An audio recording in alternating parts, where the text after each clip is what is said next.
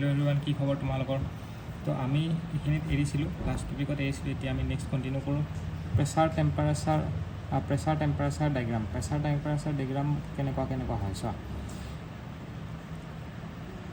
এইটো হ'ল y এক্সিছত আমি প্ৰেছাৰ ধৰিছোঁ আৰু x এক্সিছত আমি টেম্পাৰেচাৰ ধৰিছোঁ, হয়নে? এই লাইনটো যোনটো আছে সেইটো হ'ল ছাবলিমেশ্যন লাইন। ছাবলিমেশ্যন লাইন মানে কি হ'ল, ছলিডৰ পৰা ডাইৰেক্ট ভেপাৰলৈ কনভাৰ্ট হ'ব। এই লাইনটো ইফালে আছে ছলিড, এই লাইনটো ইফালে আছে ভেপাৰ। তো ইফালৰ পৰা ইফালে হ'লে ছাবলিমেশ্যন লাইন, হয়নে? এইটো হ'ব ফিউজন কাৰ্ভ। এইটো ফিউজন কাৰ্ভ। এইটো ছলিডৰ পৰা লিকুইড যদি হয় তেতিয়া ফিউজন কাৰ্ভ, আৰু লিকুইডৰ পৰা যদি গেছলৈকে আহে এই লাইনটো পাৰ হ'ব লাগিব। এইটো কি বুলি কয়, ভেপৰাইজেশ্যন কাৰ্ভ। খালি চব হেৰিৰ কাৰণে কি বুলি কয়, চব তোমালোকৰ অবজেক্টৰ কাৰণে বা ষ্টেটৰ কাৰণে এইটো কি বুলি কয়, যেনেকৈ ছলিড লিকুইড গেছ যেনেকৈ থাকে, বেলেগ বেলেগ ষ্টেট থাকে, তাতে বেলেগ বেলেগ কিবা কি থাকে, এলিমেণ্টছ থাকে। চব এলিমেণ্টছৰ কাৰণে এই কাৰ্ভডাল হয় ফিউজন কাৰ্ভ। কিন্তু ৱাটাৰৰ কাৰণে ফিউজন কাৰ্ভটো এইটো হয়, মানে ৱাটাৰ ছলিডৰ পৰা ভেপাৰ হ'বলৈ এই কাৰ্ভডাল ইউজ কৰে। এই কাৰ্ভডালৰ ইফালে যদি চব আছে লিকুইড আৰু ইফালে হৈ গ'ল ছলিড, সেইকাৰণে ফিউজন কাৰ্ভ ফৰ ৱাটাৰ বুলি লিখা আছে। আৰু এইটো হ'ল তোৰ বাকী ছাবষ্টেঞ্চবোৰ, ফিউজন কাৰ্ভ ফৰ আদাৰ ছাবষ্টেঞ্চৰ কাৰণে পৃথিৱীত বাকী যিমান ছাবষ্টেঞ্চ আছে সেইটোৰ কাৰণে এইটো হৈ গ'ল ফিউজন কাৰ্ভ। ৱাটাৰটো বেলেগ হয়, ৱাটাৰ ছাবষ্টেঞ্চটোৰ কাৰণে অলপ এক্সেপশ্যনেল হয় ফিউজন কাৰ্ভটো এইটো, ৱাটাৰৰ কাৰণে এইটো। বাকীখিনি ৱাটাৰৰ কাৰণেও ছেমেই থাকে, খালি এই কাৰ্ভডাল ফিউজন কাৰ্ভটো এইটো হ'ব। এতিয়া কথাটো হ'ল ফিউজন কাৰ্ভ, এইটো যোনটো ফিউজন কাৰ্ভ হয়, ইয়াৰে যোনটো শ্লোপ আমি পাওঁ সেইটো আমাৰ পজিটিভ শ্লোপ পাওঁ, আৰু ইয়াৰে আমি যোনটো শ্লোপ পাম সেইটো হৈ গ'ল নিগেটিভ শ্লোপ। তো আমি এটা কথা পৰীক্ষাত বহুত সুধি থাকে যে ফিউজন কাৰ্ভ ফৰ ৱাটাৰটো কি হয়, পজিটিভ নে নিগেটিভ? শ্লোপটো নিগেটিভ হয়। যেনেকৈ another define properties pressure, temperature, volume, internal energy, entropy, enthalpy. If the phase diagram is plotted between pressure temperature মাজত কি হয়, PT diagram, PT plot, the phase change region is absent at the triple point state. আৰু এটা কথা, এইটো হ'ল triple পইণ্টটো মানে কি হয়, এইটো ফেজ চেঞ্জ যোনটো ৰিজন আছে সেই ট্ৰিপল পইণ্টটোত নাথাকে। মানে এই পইণ্টটোত মানে তোমাৰ ছলিড, লিকুইড, গেছ তিনিটা ৰিজনে প্ৰেজেণ্ট থাকে।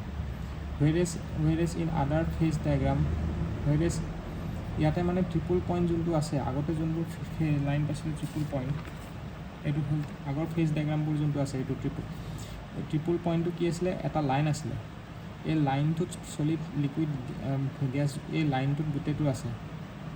এই লাইনটোত মানে ছলিড, লিকুইড, গেছ তিনিটা ষ্টেটে মানে সোমাই আছে। কিন্তু এই ডায়েগ্ৰামটোত এটা লাইন নহয়, ট্ৰিপল পইণ্টটো এটা পইণ্ট হয়।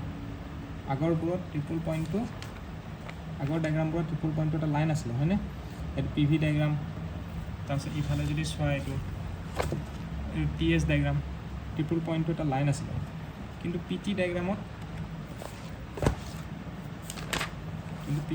আছে, PT ডায়েগ্ৰামত ট্ৰিপল পইণ্টটো এটা পইণ্ট হয়, লাইন নহয়। তো য'ত মানে ছলিড, লিকুইড, গেছ তিনিটা ফেজে সোমাই আছে, সেইটো কৈছে triple point is a point.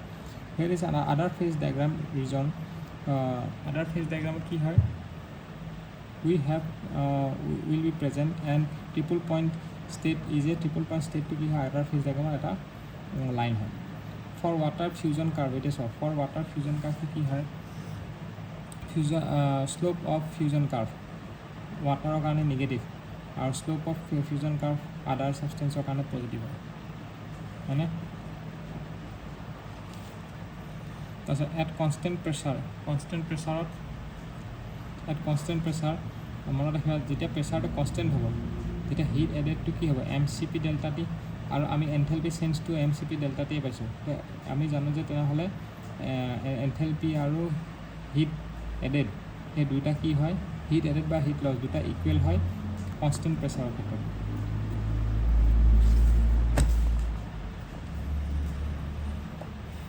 Next আহি গ'ল এতিয়া HS ডায়েগ্ৰামটো কি হয়, মলিয়াৰ ডায়েগ্ৰাম। HS ডায়েগ্ৰামটোকে কি এনথেলপি এন্ট্ৰপি ডায়েগ্ৰাম, সেইটো কি বুলি কয়, মলিয়াৰ ডায়েগ্ৰাম বুলি কোৱা হয়, মনত ৰাখিব।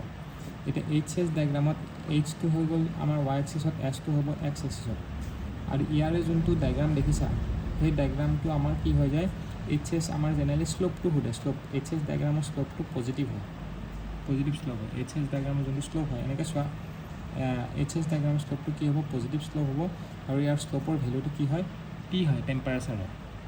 সেইটো কোৱেশ্যনে সোধে ইয়াৰ পৰা।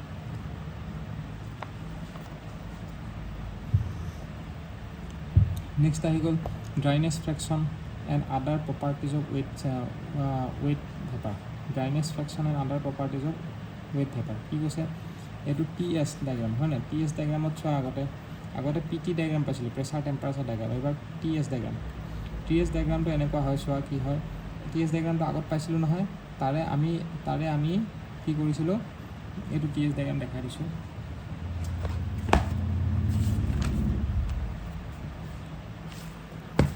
এইটো টি এছ ডায়েগ্ৰাম আমি পাইছিলোঁ আগতে, তাৰে অকল এতিয়া এই ৰিজনটো লৈছোঁ, লিকুইডৰ পৰা ভেপাৰ যোৱাটো ৰিজন। চলিডৰ পৰা লিকুইড যোৱা ৰিজনটো আমি লোৱা নাই, অকল লিকুইডৰ পৰা ভেপাৰ ৰিজনটোহে লৈছোঁ।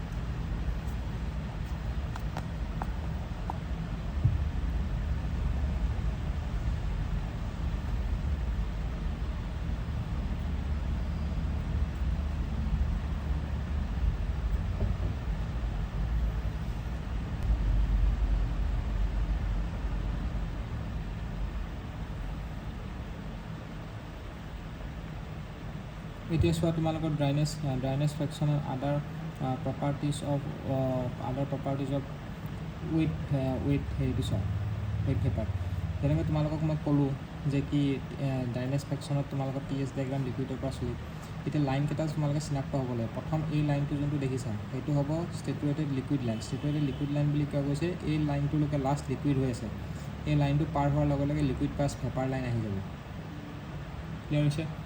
নেক্সট এইটো হৈ গ'ল ষ্টেটুৱেটেড ভেপাৰ লাইন, কাৰণ এই লাইনটোৰ পিছত পূৰা তোমালোকৰ ভেপাৰ আহিব, বা এনেকৈ ক'ব পাৰে ইফালৰ পৰা যদি যোৱা এই লাইনটোলৈকে লাষ্ট ভেপাৰ, তাৰপিছত এইখিনিৰ পৰা লিকুইড পাছ ভেপাৰ, মানে এই ৰিজনটো লিকুইড পাছ ভেপাৰটোকে কি বুলি কয়, ৱেট ৰিজন বুলি কয়, ৱেট ৰিজন। ক্লিয়াৰ?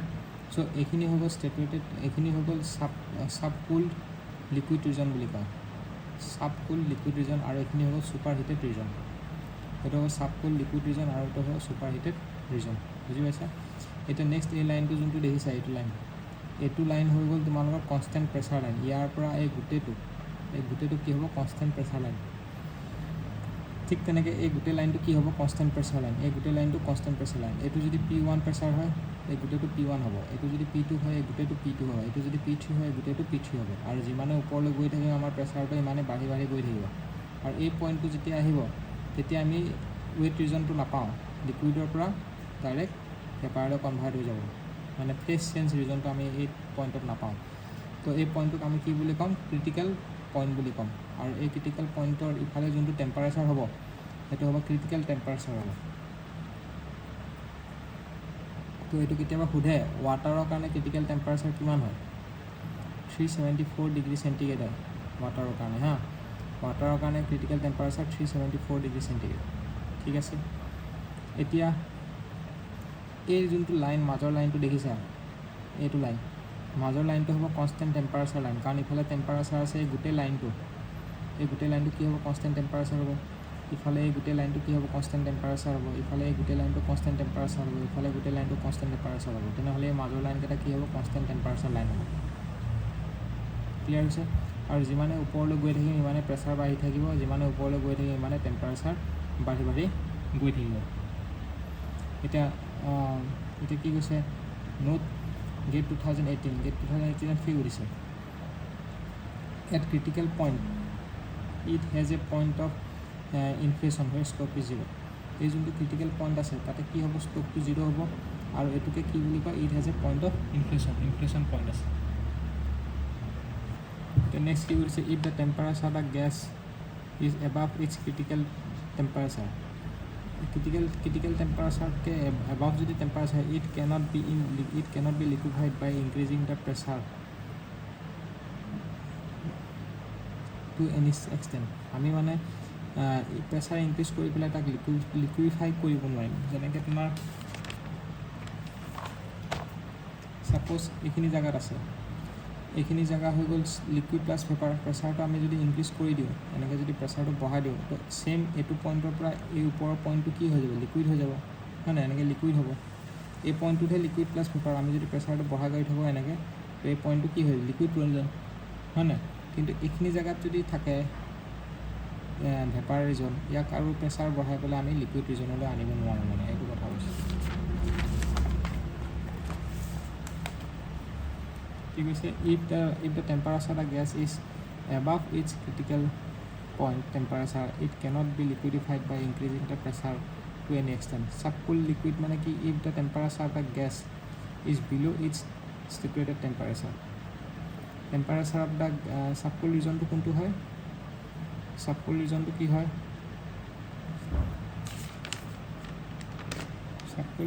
হয় if temperature of the substance is below' its saturated temperature at the corresponding region subcool region মানে তোমাৰ সেইটো region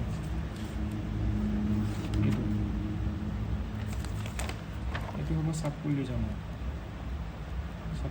হা এটি T1 টেম্পাৰেচাৰটো যদি সোধে T1 টেম্পাৰেচাৰটো কিমান হ'ব ডিগ্ৰী অফ subcool যদি সোধে তেতিয়াহ'লে কি হ'ব degree of subcool is equal T saturated minus T1 temperature মানে এইটো হ'ব T saturated আৰু T1 টেম্পাৰেচাৰ এইটোৰ পৰা এইটো মাইনাছ কৰিলে ডিগ্ৰী অফ সাবকুলটো পাম মানে এই ৰিজনটো ইয়াৰ পৰা এই ৰিজনটো কি হ'ব তেনেহ'লে ডিগ্ৰী অফ সাবকুল যদি T1টো ইয়াতে থাকিলে হয় এই ৰিজনটো কি হ'লে হয় ডিগ্ৰী অফ সাবকুল এইটো হৈছে ডিগ্ৰী অফ সাবকুল তাৰপিছত নেক্সট আহিব ডিগ্ৰী অফ ছুপাৰহিটেড ৰিজনটো কোনটো আছিলে এইটো ৰিজন আছিলে ছুপাৰহিটেড ৰিজন তো এই T2 টেম্পাৰেচাৰৰ পৰা T চেটুৰেটেডলৈকে যদি মাইনাছ কৰোঁ তেতিয়াহ'লে এইটো ডিগ্ৰী অফ ছুপাৰহিটেড হ'ব যেনেকৈ তোমাৰ T2 টেম্পাৰেচাৰ T চেটুৰেটেড মাইনাছ কৰিছে তেতিয়াহ'লে ডিগ্ৰী অফ এইটো ছুপাৰহিটেড হ'ব ৱেট ৰিজন কি হয় ৱেট ৰিজনটো it is the region where both saturated liquid and saturated vapour coexist saturated liquid আৰু চেটুৰেটেড ভেপাৰ